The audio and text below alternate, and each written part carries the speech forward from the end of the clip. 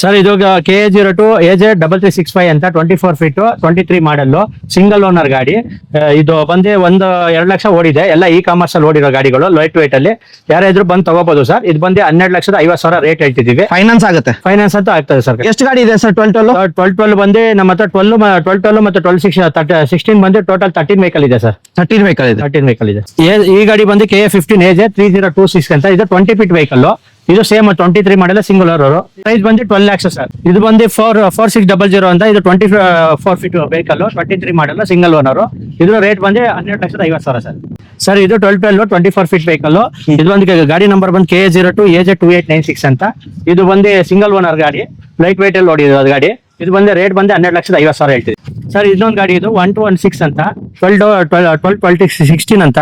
ಇದು ಬಂದು 24 feet sir, single owner, same light white ಓಡಿರೋ ಗಾಡಿಗಳು. ಇದು ಬಂದು 12.5 ಲಕ್ಷ ಹೇಳ್ತೀವಿ ಸರ್.